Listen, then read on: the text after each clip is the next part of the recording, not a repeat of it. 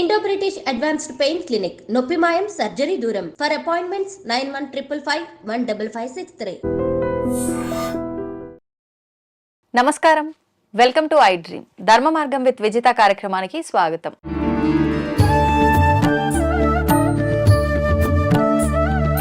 ప్రస్తుతం మనతో పాటు ఉన్నారు శ్రీ విద్యా ఉపాసకులు. 45 సంవత్సరాలుగా ఎంతో మందికి శ్రీ విద్యా ఉపాసన గురించి శిక్షణ ఇచ్చిన వారు శ్రీ శ్రీ శ్రీ గురు కరుణమయ్య గారు. ఇప్పుడు గురువు గారితో మాట్లాడి మరిన్ని విషయాలు తెలుసుకుందాం. నమస్కారం గురుగారు. నమస్కారం. గురుగారు, చాలా మంది ఇళ్లలో చూస్తుంటాము, ఎంత డబ్బు ఉన్నా ఏమున్నా తినటానికి అన్ని ఉన్నా మంచి సౌకర్యాలు ఉన్నా కూడా మనశ్శాంతి అనేది ఉండదు.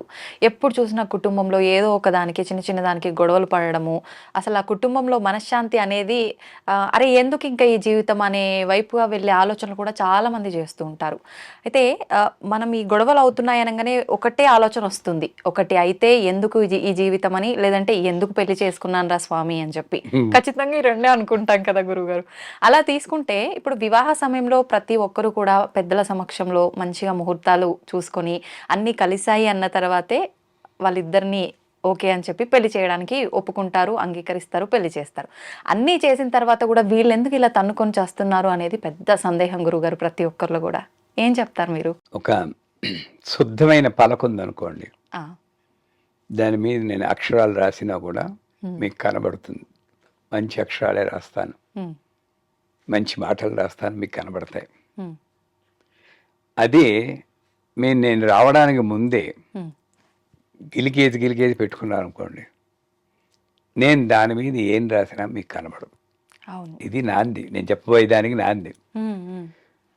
ఆడపిల్లల మనస్తత్వాలు పెళ్ళికి ముందు ఏ ఎక్స్పెక్టేషను లేకుండా క్లియర్గా శుద్ధమైన పలకలా ఉండుంటే అప్పుడు ఆ వచ్చినటువంటి వ్యక్తి, ఆడపిల్లలే కాదు మగాళ్ళైనా సరే, ఆ వ్యక్తి యొక్క కర్మను బట్టి వచ్చినటువంటి అక్షరాలు క్లియర్గా కనబడతాయి. ఇంచుమించులో సంసారాలు బాగానే ఉంటాయి. గొడవలు రావు అని నేను ఎప్పుడు అన్ను. సంసారం అంటే గొడవలు ఉంటాయి. మా అమ్మ నాన్నగారు ఎప్పుడు గొడవ పడలేదు, ఒకసారేమో చిన్న అనుకున్నారేమో అంతే. మా అక్కయ్య వాళ్ళ దగ్గర కూడా ఉంటాయి. కాకపోతే ఈ ప్రీ కన్సీవ్డ్ నోషన్స్ లేవు ఆడపిల్లలకి, ముఖ్యంగా ఆడపిల్లలకి అనకూడదు. కానీ వాళ్ళు ఇలా ఉండాలి, సినిమాలు ఒకటి ఉన్నాయి కదా మనకి, ఇలా ఉండాలి, కథల్లో చెప్తాడు, నువ్వు లేకపోతే నేను జీవితం లేదు, ఏంటైనా అలా ఊహించేసుకుంటున్నారు. చేసుకుని పెళ్ళైన మొదటి రోజు నుండి చివరి దాకా అలాగా ఎన్నేళ్ళైనా అలాగే ఉంటుందని కూడా ఒక భ్రమకు లోనవుతున్నారు. చెంచలిహి మనస్తత్వం, అందులో పురుషుడి మనస్సు ఇంకా చెంచలం. నిజంగా నేను పురుషుడైనా చెప్తున్నాను. వాడికి స్థిరంగా ఉంటే నచ్చదు, వెరైటీ కావాలి. కూర రోజు ఒకటే చేస్తే రోజు ఒకటేంటి, వెరైటీగా చెయ్యి, వెరైటీగా డ్రెస్ చేసుకోవాలి. అంత అస్థిరమైనటువంటి ఒక వ్యక్తితో ఒక స్థిరమైన సంసారాన్ని కోరుకునే వ్యక్తి కలవాలంటే అది హిందూ మతంలో గొప్ప, హిందూ వివాహ వ్యవస్థలో గొప్పదనం ఏమిటంటే ఈ రెండింటినీ కలుపుతున్నారు. వీడేమో చంచలం, ఆవిడేమో స్థిరమైన కుటుంబం కావాలంటుంది. అంటే యావరేజ్లో చెప్తున్నాను, అందరు మగవాళ్ళు అలా అని కాదు, అందరు ఆడవాళ్ళు ఇలా అని కాదు. సో అంచేత నేను పెళ్ళికి ముందుగానే తల్లిదండ్రులు ఇచ్చేటువంటి ట్రైనింగ్ చాలా ముఖ్యం. పెద్ద మనిషి అవ్వగానే అప్పటి నుండి అమ్మ జాగ్రత్తగా ఉండాలి, 10 మందిలో ఉన్నప్పుడు ఎలాగ ఉండాలి, ఎలా డ్రెస్ చేసుకోవాలి, ఏం ప్రాబ్లమ్స్ ఉంటాయి, ఇవన్నీ చెప్పి తల్లిదండ్రులు కరువు అయ్యారు. First reason. ఒప్పుకుంటారా? అవును గురుగారు, ఎవరి బిజీ లైఫ్లో వాళ్ళలో ఉండిపోతున్నారు. వాళ్ళు ఏం చేస్తున్నారు, ఏ యూట్యూబ్లో ఏం వీడియోలు వాచ్ చేస్తున్నారు, ఇవన్నీ కూడా ఒక 8 ఏళ్ల వయసు నుండే చూడాల్సిన దౌర్భాగ్యం పట్టింది ఇప్పుడు. అది చేయట్లేదు, చెక్లేదు. అండ్ వాళ్ళు కూడా హస్బెండ్ అండ్ వైఫ్ ఆదర్శ దంపతుల్లా ఉండి వీళ్ళకి ఒక ఐడియల్ లైఫ్ చూపించడానికి అక్కడ ప్రాక్టికల్ లేదు. ముహూర్తాలను ఎందుకు అనుకోవడం మనం, ఇవన్నీ లేవు. ఈ పిల్ల కూడా ఇంట్లో గొడవలు చూసి ఈ పిల్లవాడు కూడాను ఏదో అలా వచ్చేయాలి, అప్సరసలు రావాలని వాడు, ఈవిడ అపర శ్రీరామచంద్రుడు రావాలని ఈవిడ కోరుకుంటున్నారు. కాబట్టే వచ్చిన దాంతో తృప్తి పడకుండా, అడ్జస్ట్ అవ్వకుండా, ఆ అడ్జస్ట్మెంట్ మెంటాలిటీ అనేది తగ్గిపోతుంది. That's a main reason. పూర్వకాలంలో ఎంత వస్తే అంత దాన్ని సర్దుకునేవారు. హ్మ్. నాకు తెలిసి నా చిన్నప్పుడు మా పెంకుటిల్లో ఉండేవాళ్ళం. ఆ. ఒకే రూమ్లో ఉండేవారండి. మైథిలి, ఆమ్, జగ్గు, జగన్నాథ్, సీతారామం హ్మ్. అండ్ వాళ్ళ అమ్మ నాన్న 5గురు ఒకే రూమ్. ఆ. మాట బయటికి వినబడేది కాదు. హ్మ్. అంత ఒబ్బిడిగా సంసారాలు చేసుకునే వాళ్ళు ఉన్నారు. ఇప్పుడు 3 బెడ్రూమ్ హౌస్ అయినా కూడా మనశ్శాంతి ఉండట్లేదు. ఎందుకు అంటే ఆ అడ్జస్ట్మెంట్ మెంటాలిటీ హ్మ్. లేదు. అంతే పెళ్లి చేసుకోవడానికి ముందే హ్మ్. నాకు వచ్చేవాడు ఎలా ఉండాలి అన్నది. అందుకే నేను ఎవరైనా పెళ్లి చేసుకుంటున్నానంటే హ్మ్. ముందు వాళ్ళందరినీ ఇద్దరిని నాకు వీడియో కాల్ చేయమంటాను. ఆ. నేను ఇచ్చి గిఫ్ట్ అదే. ఆ. ఇద్దరిని కూర్చో అసలు ఆయన భ్రమలన్నీ తీసేయి. ఇది జీవితం. హ్మ్. దీనికి ముందుగానే నువ్వు మెంటల్లీ ప్రిపేర్ అయిపో. హ్మ్. అప్పుడు నువ్వు రంగంలోకి దిగు. హ్మ్. నీకు కొంచెం ఈజీగా ఉంటుంది. ఓకే. అంతేగాని ఇది ఇలాగే ఉంటుంది జీవితం అనుకుని ముందుకు వెళ్ళడం వల్ల కూడా హ్మ్. పెళ్ళైన కొత్తల్లో ఎంత బాగుండేవారు. అవును. రోజు నన్ను పొగిడేవారు. ఇప్పుడు అసలు నన్ను చూడటమే లేదు. హ్మ్. అంటే అప్పుడు ఉన్నటువంటి స్థితి వేరు, ఇప్పుడు ఉన్నటువంటి స్థితి వేరు. వాళ్ళ టెన్షన్లు ఉంటాయి, ఉంటుంది. సో ఇవన్నీ కూడా మనం ఆలోచించి నాకు ఏ జీవితం అమ్మవారు ప్రసాదించిందో ఆ జీవితానికి నేను అడ్జస్ట్ అవ్వాల్సిందే. దానికి ఒకటే దోహదపడేది ఆధ్యాత్మికం. అది కొరబడింది. కొత్తగా చెప్పండి, నిజంగా యూత్ పెళ్ళైన వాళ్ళైనా పెళ్లి కాని వాళ్ళైనా రోజు కాస్త ఒక 5 నిమిషాలు భగవంతుని ధ్యానం చేసుకునే వాళ్ళు తక్కువయ్యారా? నిజంగానే గురుగారు చాలా తక్కువైపోయారు. మరి నాకు నా ఫిజికల్ శక్తి నాలా 70 ఏళ్ళు వస్తే కొంచెం తగ్గిపోతూ ఉంటుంది. అవును. మెంటల్ శక్తి పరిస్థితిని బట్టి నేను టెన్షన్లు వస్తూ ఉంటాయి. అవును. నన్ను కాపాడేది ఏంటి? భగవంతుడే. ఇంకొక ఆధ్యాత్మిక శక్తి అనేది ఒకటి ఉంది. హ్మ్. అది నన్ను కాపాడుతుంది. అవును. ఆకటి వేళలా అని చెప్పి అన్నమయ్య కీర్తన ఉంది. హ్మ్. అంచేత నేను నాలా పూజలు చేయమంటం లేదు. ఒక 5 నిమిషాలు ప్రే చేసుకుని యూత్ తగ్గిపోయారు. హా. ఆ శక్తులు అవ్వడం వల్ల కూడా మైండ్ కొంచెం అటు ఇటు అయి పెళ్ళిళ్ళు ఊగుతున్నాయి అనమాట. మీరు ఏదైతే చెప్పారో దాన్ని బట్టి నాకు అనిపించింది ఏంటంటే ఈ యువత పేరెంట్స్ చూపించిన సంబంధాల పైన ఎక్కువ మొగ్గు చూపకపోవటానికి కారణం వాళ్ళ మైండ్లో ఎక్కువ ఎక్స్పెక్టేషన్స్ ఉండటం వల్ల. అది వచ్చే అబ్బాయి ఇలా ఉండాలైనా కావచ్చు, లేదంటే వచ్చే అబ్బాయి బ్యాక్గ్రౌండ్ ఇలా ఉండాలైనా ఏదైతే ఏంటి మొత్తానికి వాళ్ళ ఎక్స్పెక్టేషన్స్ ఉండటం వల్ల. అయితే మీరు చెప్పింది విన్న తర్వాత ఇది నిజమేనా అని నాకు అనిపిస్తోంది. అంటే ఎంతవరకు నిజం? అందుకని చెప్పి నేను ఇప్పుడు కొంతమంది యువత మీతో మాట్లాడించి అసలు వాళ్ళ మనసులో ఏముంది, మీరు చెప్పింది ఎంతవరకు నిజం, ఇవన్నీ కూడా అడుగుదామని చెప్పి కొంతమందిని పిలవటం జరిగింది. ఇప్పుడు వారితో కూడా మాట్లాడి అసలు వాళ్ళు ఏం చెప్తారు మాట్లాడేద్దాం గురుగారు మరి వాళ్ళతో. తప్పకుండా. ఓకే. నమస్కారం గురుగారు. నమస్కారం. గురుగారు, నాకు ఒక చిన్న సందేహం ఉంది. ఈ జనరేషన్లో అమ్మాయిలు కానీ అబ్బాయిలు కానీ ఎవరి లైఫ్ స్టైల్ వాళ్ళు చూసుకుంటున్నారు. ఇప్పుడు ఇంటి దగ్గర నుంచి సంబంధం చేసుకుందామంటే వాళ్ళు ఎట్లాంటి సంబంధం తీసుకొస్తారో, వాళ్ళు ఇంటికి తెచ్చేటోళ్ళు కరెక్ట్గా ఉంటారో లేదో కూడా తెలియదు. నేను చేసుకోబోయేడికి మంచిగా కారు ఉండాలి, వెల్ సెటిల్ అవ్వాలి, మంచి జాబ్ ఉండాలి, లక్షలలో శాలరీ ఉండాలి. బట్ ఇవన్నీ లేకపోయినా సరే ఒక మిడిల్ క్లాస్ అబ్బాయి ఉన్నాడు. సో వాళ్ళకైనా సరే మంచి అమ్మాయి, ఎట్లాంటి మనస్తత్వం ఉన్న అమ్మాయిని చూసుకుంటే జీవితం ఎలా బాగుంటుంది, వాళ్ళతో ట్రావెల్ చేయడానికి మన జీవితం ఎలా సెట్ చేసుకోగలం అనేది నా చిన్న ప్రశ్న. మీరు మీ ప్రశ్నలో పక్షపాతం ఉంది. అమ్మాయిలు ఇంత ఎక్స్పెక్టేషన్ పెట్టుకున్నారు అన్నారు. ఈ మిడిల్ క్లాస్ అబ్బాయికి ఏం ఎక్స్పెక్టేషన్ లేదంటారా? మనస్ఫూర్తిగా చెప్పండి. వీడికి ఒక ఎక్స్పెక్టేషన్ ఉంది. అది ఇది వేరవ్వచ్చు. ఈ రెండూ తప్పే. ఏముండాలి? ఒక గట్ ఫీలింగ్. నేను ఒక చిన్న నా లైఫ్ ఇన్సిడెంట్ మీకు షేర్ చేస్తాను. మీకన్నా పెద్ద ఎక్స్పెక్టేషన్స్లో ఉన్నాను. నేను మిడిల్ క్లాస్ వాడిని. అప్పుడు దగ్గర 30 సంబంధాలు చూసి ఉంటాను నేను. నా దృష్టిలో ఒక ఐశ్వర్యరాయో ఒక ఎవరో ఒకరు రావాలి, డ్యాన్స్ రావాలి, మ్యూజిక్ రావాలి, తెల్లగా ఉండాలి, ఇన్ని ఉన్నాయి. కానీ అన్నీ రిజెక్ట్ చేశాక ఇప్పుడు నేను చేసుకున్న ఆవిడ వచ్చాక ఆవిడ కాఫీ కప్పు తాగుతూ ఇలా అన్నది ఇలా చూశారు. అదే మూమెంట్. నిజంగా ఆనెస్ట్గా చెప్తున్నాను, షీ ఈజ్ ద లేడీ అనుకున్నాను. ఆ డెసిషన్ వెనకాల నాకు ఒక్క ఎక్స్పెక్టేషన్ లేదు.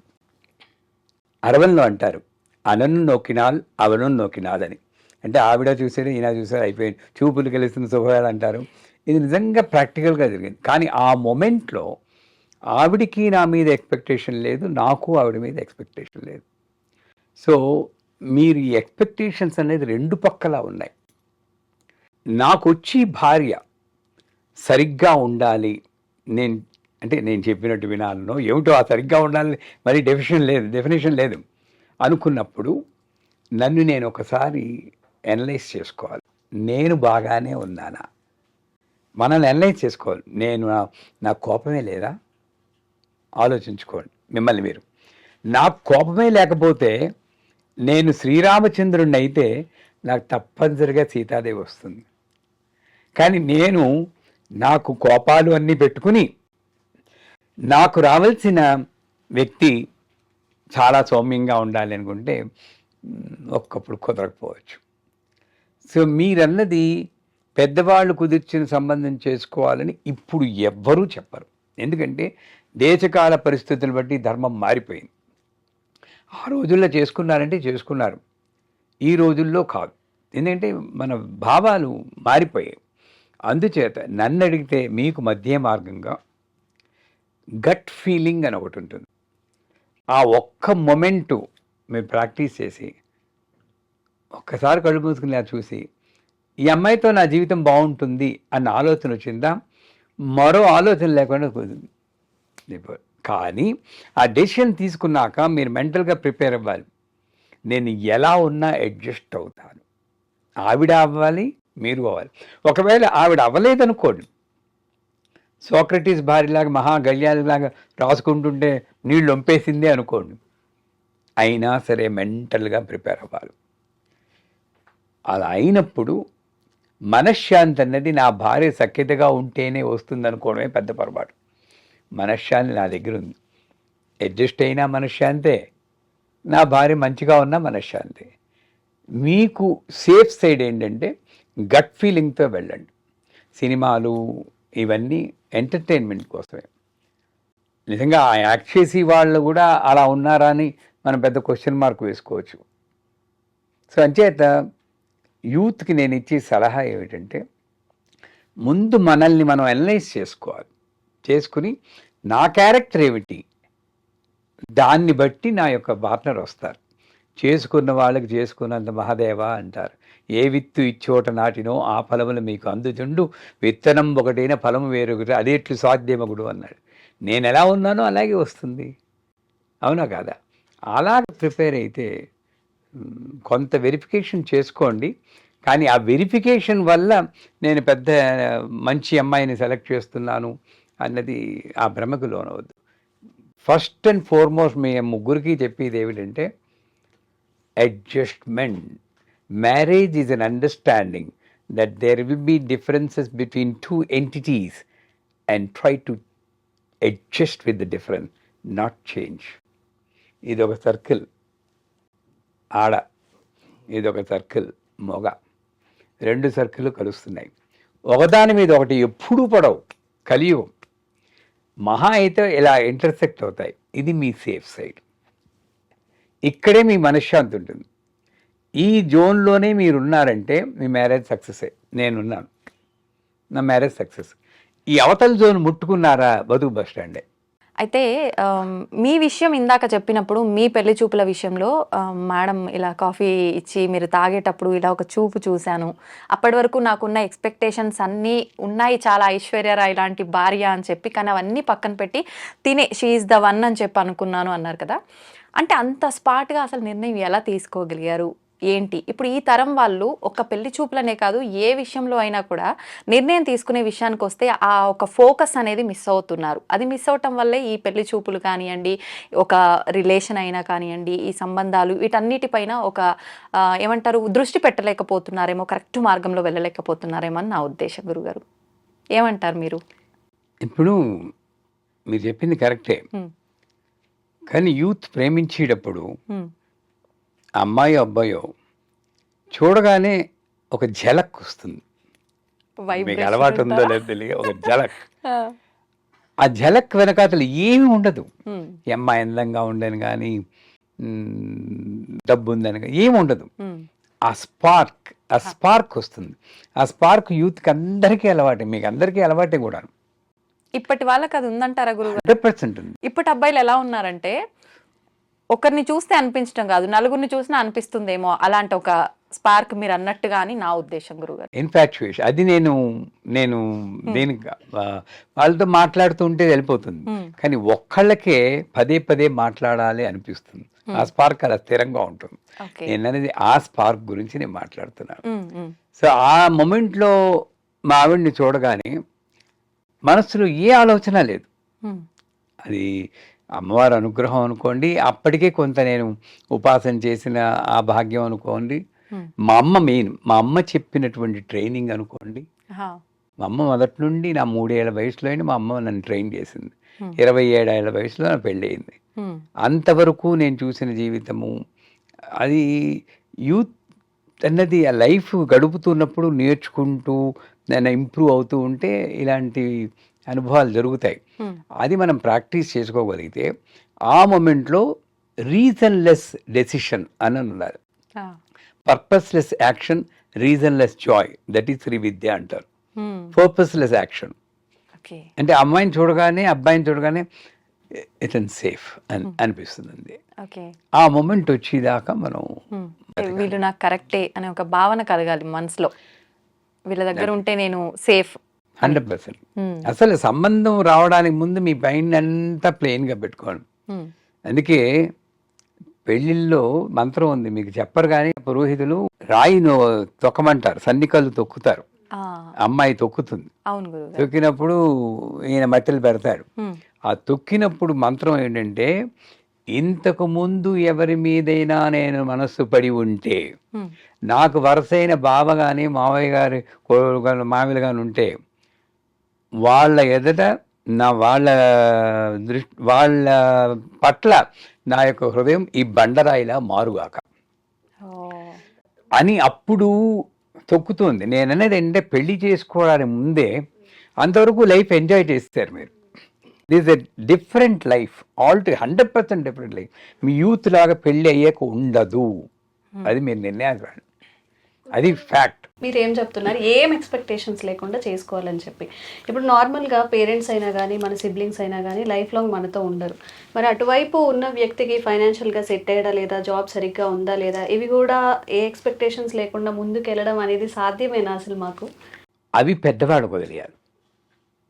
మీ ఫైనాన్షియల్ ఇవన్నీ చూసి వాళ్ళు చూసుకుంటారు. అది పెద్దవాళ్ళు కూడా ఆ బాధ్యత వహించి వాళ్ళు ఏం చేస్తున్నారు, ఎంతమంది పిల్లలు, వాళ్ళకేం పెళ్ళిళ్ళు అయ్యాయి, వాళ్ళు బాగానే ఉన్నారు చూసుకుని ఒక రికగ్నిషన్ సర్వే అంటారు, పైన చూసి వస్తారు. పిల్లాడు వచ్చాక మీకు అతని ఉద్యోగం గురించి కానీ, అతని ఆస్తిపాస్తుల గురించి కానీ, నన్ను అడిగితే క్యాస్ట్ గురించి కానీ మీకు ఏమీ ఫీలింగ్ ఉండకుండా ఈజ్ ద రైట్ పర్సన్ అనాలి. మిగతావన్నీ అక్కడ వర్కౌట్ అయిపోయాయి, మీ పేరెంట్స్ చేస్తారు, అక్కడ వాళ్ళని డిపెండ్ అవ్వాల్సిందే. Who are you to select? అంటే ఒకవేళ జాబ్ ఏముందిలే, శాలరీ ఏముందిలే, అంటే ఆస్తులు ఏముందిలే, పిల్లాడు మంచివాడు కదా చేసుకో అని చెప్తే నెక్స్ట్ వీళ్ళందరూ మన లైఫ్లో ఉండరు కదా, అప్పుడు ఎవరు పోషిస్తారు? మీకు చేసుకోవాలని లేకపోతే చేసుకోకండి. అక్కడే నేను చెప్తున్నాను, స్పాట్ వాళ్ళని వినాలని చేసేసుకుంటే చేసుకోండి. ఆ స్పాట్ డిసిషన్స్ ఎప్పుడు మంచివే, ఎందుకంటే తల్లిదండ్రుల మీద గౌరవంతో చేసుకున్నారు. ఏదో ఒకటి వస్తుంది, నా దగ్గర రండి, నేను ఏదో సలహా ఇస్తాను.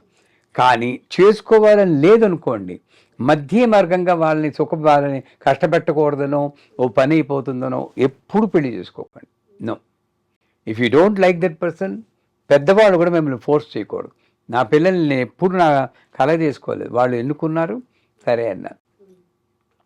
వాళ్ళు ఏ మతము ఏ కులము అది కూడా నేను చూడను. గురుగారు మీరు చెప్పినట్టుగా ఒకవేళ పేరెంట్స్ చెప్పిన సంబంధమే చేసుకున్నాం అనుకోండి, పక్కా ఫ్రాడ్ అయ్యాడు, ఆ అమ్మాయికి డివోర్స్ అయిపోయింది, అంటే చాలా బాధపడిన తర్వాత తనకి ఏవో డివోర్స్ వచ్చింది, అయిపోయింది. మళ్ళీ ఆ వ్యక్తి అమ్మాయి కానివ్వండి అబ్బాయి కానివ్వండి తనకి ఇష్టం లేకుండా కానివ్వండి, ఏముందిలే చేసుకో, లేకపోతే తక్కువ శాలరీ అయితే ఏమైంది, లేకపోతే నీకు బ్యాంక్ బ్యాలెన్స్ ఇవన్నీ లేకపోతే ఏమైంది, అంటే ఒక పర్సన్ని తీసుకొచ్చి పెళ్లి చేస్తే వాళ్ళ బాధ్యత అయిపోతుందా?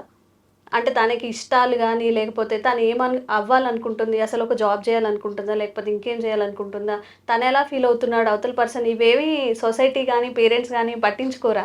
వివాహ వ్యవస్థలో 8 రకాల వివాహాలు ఉన్నాయి. అందులో పిల్లకి కానీ పిల్లవాడికి కానీ, పిల్లవాడికి నచ్చిందా నచ్చలేదు, పిల్లకి నచ్చిందా లేదా ఆమె అనుమతి తీసుకోకుండా చేసేటటువంటి పెళ్ళి రాక్షసము అంటారు. పైశాచికం అని ఇంకోటి ఉంది, అది కూడా కాదు. కట్నం తీసుకుని వెళ్ళి అసురము అన్నారు. మనం అసురం రాక్షసం రెండిట్లోనూ ఏదో చేస్తున్నాం. అంచేత నేను అనేది ఏంటంటే, ఒకటి మీరు కర్మ సిద్ధాంతాన్ని నమ్ముకోవాలి. జో లిఖా హై ఓహీ హోగా, తలరాత. అది ఒకటి. కాకపోతే ఇక్కడ అలాగని నేను పెద్దవాళ్ళని తప్పు పట్టలేను. ఎందుకంటే వాళ్ళు కూడా ఎలాగో అలాగ అమ్మాయి పెళ్ళి అయితే బాగుండు, 29 ఏళ్ళు వచ్చేసాయి, మళ్ళీ అవుతుందో లేదని కొంచెం టెన్షన్ పడవచ్చు. కానీ మీ జీవితం మీది. అక్కడ ధైర్యంగా నాన్నగారు, అమ్మ నాకెందుకో కంఫర్టబుల్గా లేదు, ఆయనకి శాలరీ లేకపోతే నేను పెళ్ళి లేకపోయినా ఇలా ఉండిపోతాను, కానీ ఇలా చేసుకుంటే మళ్ళీ బాధపడతానేమో అని ఒక వాయిస్ మీరు చెప్పగలగాలి. అప్పుడు వాళ్ళు తల్లిదండ్రులు బాధ్యత గల తల్లిదండ్రులు అయితే ఎందుకు ఆ పిల్లాడిని సెలెక్ట్ చేస్తున్నారో మీకు ఒక సహేతుకంగా మీకు నిరూపించాలి. వాళ్ళు వెనకాతల ఆస్తులు ఉన్నాయి, మంచివాళ్ళు, నీకేం పర్వాలేదు, మంచి వాళ్ళు మాకు తెలిసిన వాళ్ళే ఏదో చెప్తారు. అప్పుడు మీరు మీ ఇష్టమైతే పెళ్లి చేసుకోవాలి. ఒక్కటే చెప్తానమ్మా, ఒకటి ఎక్స్పెక్టేషన్స్ లేకుండా చేసుకోవడం మీ బాధ్యత.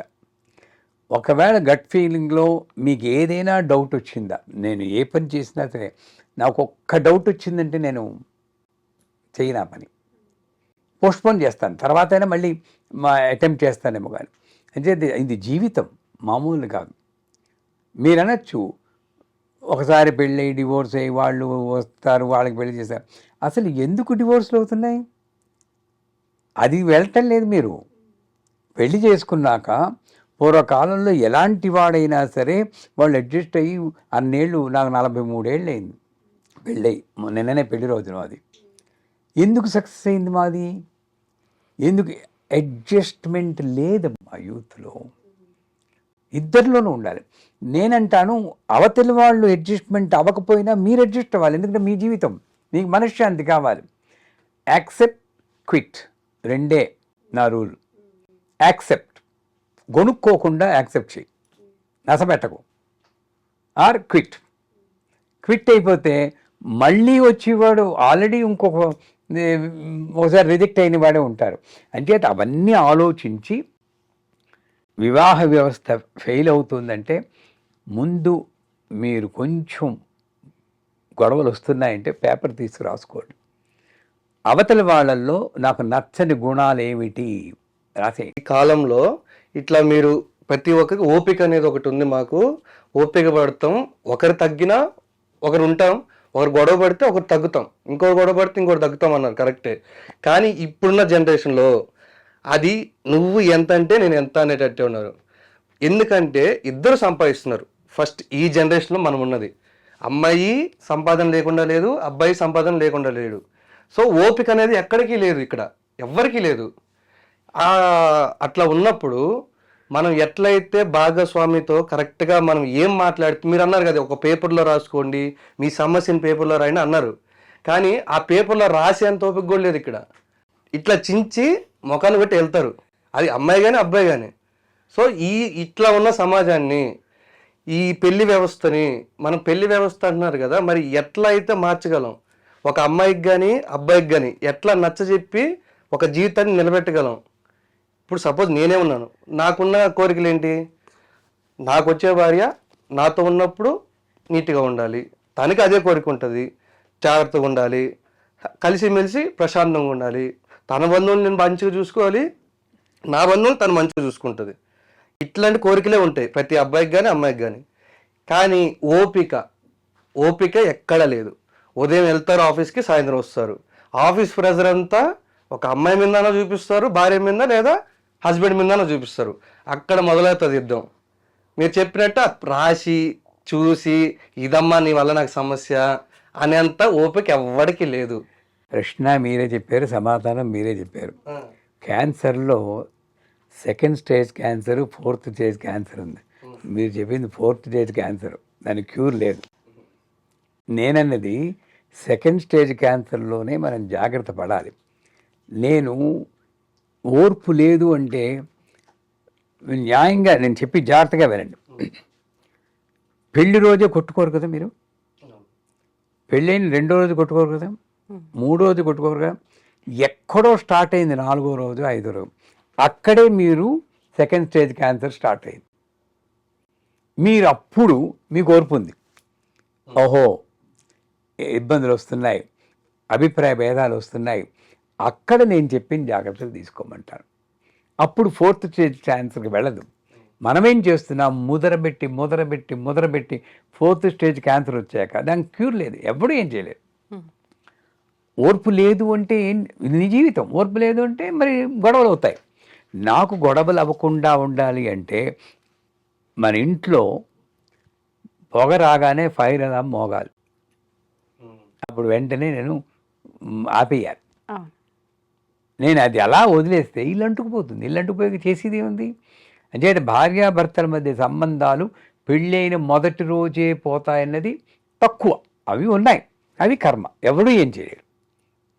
కాకపోతే 90% ఏంటి, ఎక్కడో అత్తగారి మీద కోపం వచ్చి తల్లి మాట వింటాడను, లేక ఆడపడుచుకు పెడితే, ఇవే కదా మనకు కొనేది. నా జీవితం ఎంతో నాకు ఇవ్వడు, ఇట్లాంటివి. అలా మొట్టమొదటి డిఫరెన్సెస్ వచ్చినప్పుడు నేను చెప్పిన పద్ధతి సక్సెస్ అయింది. చాలా వరకు అమెరికా, బ్రిటన్, యూకే అక్కడంతా కూడా ఇదే చెప్పేవాడు.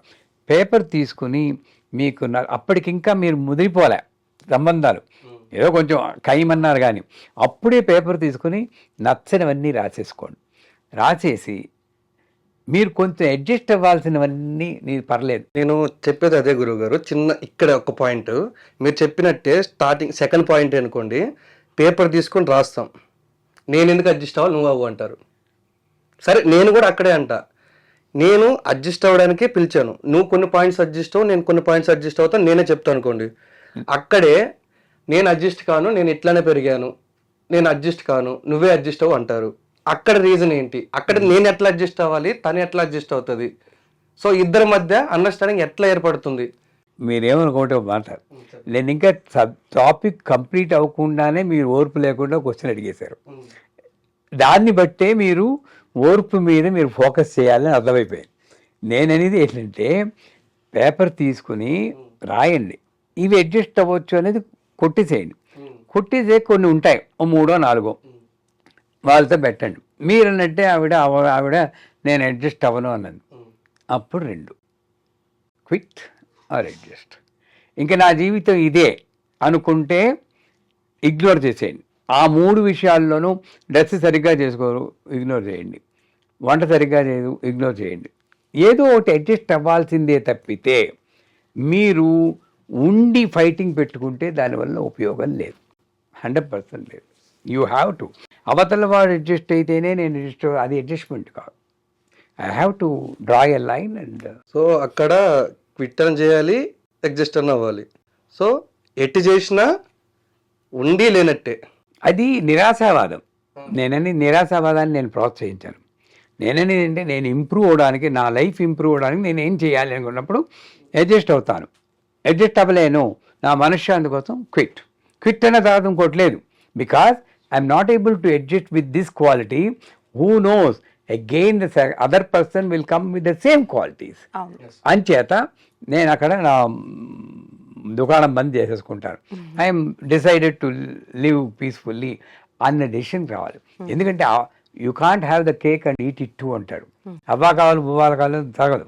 ఏదో ఒకటి మధ్య మార్గంగా మనం వెళ్ళగలిగితేనే మన జీవితాలు బాగుంటాయి. గురుగారు మీరు చెప్పింది వీలైనంత వరకు మేము ట్రై చేస్తాం. సో కొంచెం ప్రాక్టికల్గా కష్టంగానే ఉంటుంది. 100% ప్రాక్టికల్గా కష్టం.